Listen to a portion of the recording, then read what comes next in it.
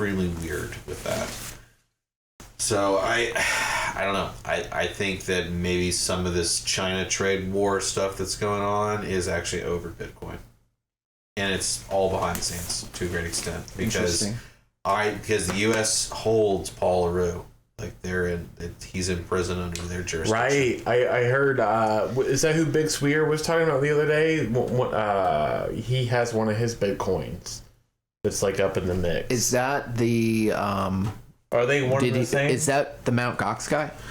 I don't think he's affiliated with Mt. Gox. Although I think Kobayashi is that the guy who's the trustee who can kind of just unload on the market thousands of Bitcoin whenever he deems the price right. The guy at the bottom of the coffee cup. That raises an interesting point. And that was the recent statement by Chris Giancarlo, formerly of the CFC. He was supposed to do the work of the White Hats, according to Bix. To Big Swear. There is a whole lot of fuckery with Bitcoin. I shouldn't have said it wasn't political. I shouldn't have, but I should have said socially, the crypto movement. It's still fringe. It's still kind of on the periphery to where it's cool and it creates the potential to eschew right. a political influence on your money stuff. Sure. And that's the biggest thing to me.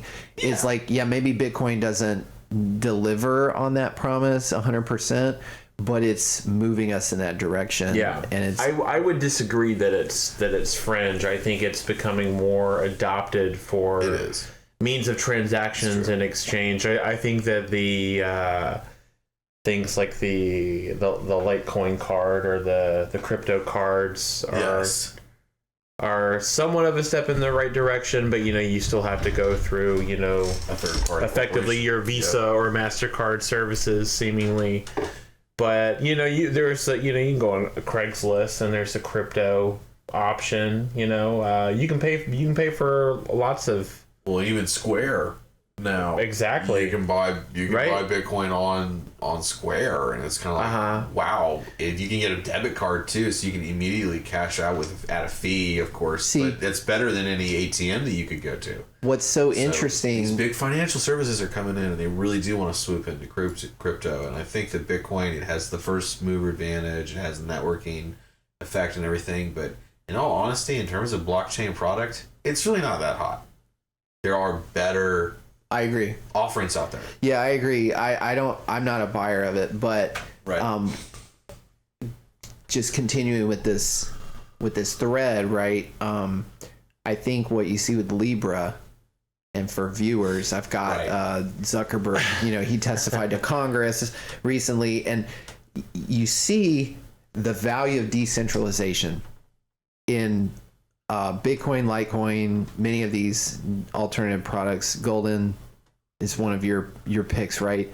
When you decentralize the the mining, there's a huge value in that just from a jurisdictional point of view, because here's Facebook trying to create their own crypto. They are a registered business. And all of the co-signers or the supporters, the other corporate backers of the Libra project, they too have registered trade style names. They're legal entities in multiple countries. They're easy to prosecute. They're easy to summon. They've got representatives. Now, you're right. Maybe the Bitcoin miners are corporatized as well, but isn't there the potential there that you could feasibly have just a bunch of very individual nodes sitting in countries all over the world? And so the ability to sort of obstruct the propagation of a new money is hardened. It's made more difficult by that decentralization factor, which is really, to me, all these countries, they want their pound of flesh. They don't want an alternative to their own fiat money with Libra. And so they're like, oh, well, you're a business. You're not even in this business yet. We're just going to fuck you over. We're going to make a mockery of you. We're going to drag you through the mud publicly. We're also going to threaten you with more regulations. Like in India, they're not happy with crypto in India. So they're like really coming down hard on Facebook. They're like, we're going to like take you out of the market completely if you start bringing Libra in here.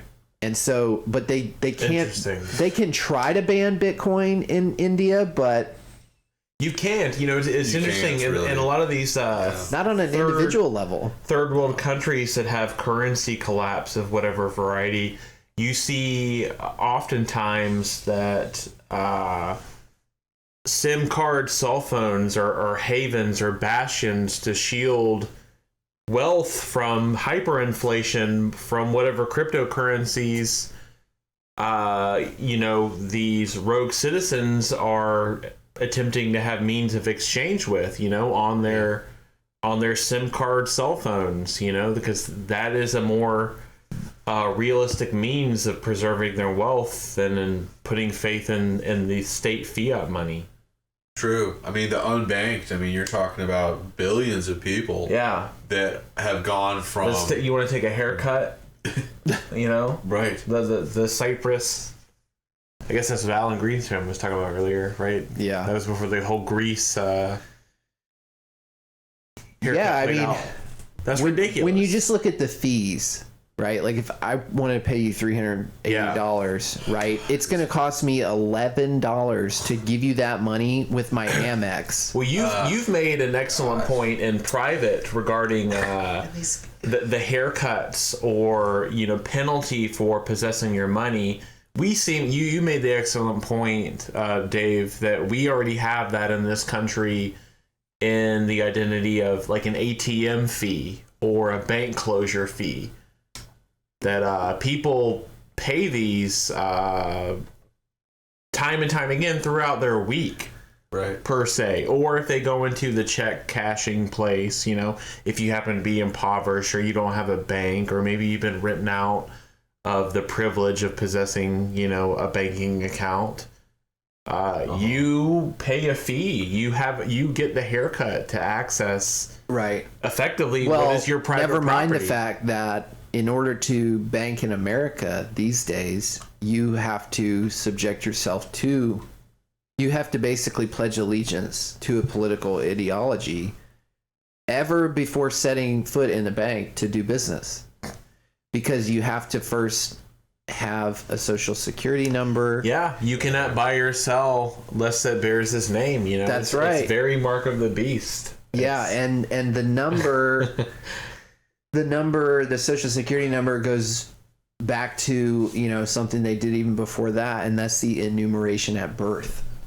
They did that earlier on, and so what did sorry to interrupt you. What did Social Security's start at? We're at I have a 9-digit. Oh, as far as the numbers concerned, we all that's an interesting story. Yeah. That's an interesting story that has a lot to do with Ross Perot. Ross Perot worked for IBM, and IBM is, I think they're the ones who came up with the whole Social Security number system. Interestingly. Yeah. Because they were also... they were so proficient with the holorith. They were linked up with IG Farben and... Right. All those guys are in the... linking up with the Nazi finance. But Ross Perot was an early IBM salesman, and he just blew his number out. He became a millionaire. He invested that. He made a bunch of smart decisions and stuff. But some of the software that he was selling was to the government for the early development of the Social Security enumeration system. I guess, has it ever been less than 9 digits? I don't know the answer to that question. Fewer ones? Is there a 01? I don't know, but it's a 0. Who's the original copy? There is I think I came across an article once about it may not have been the very first Social Security beneficiary, but one of the very first ones. That's in the Road to Ruta comic. And those people, they talk about. They did make off because it is a Ponzi scheme. And those people, the early ones, they got a lot of benefit out of it. But you and me and our generation, they admit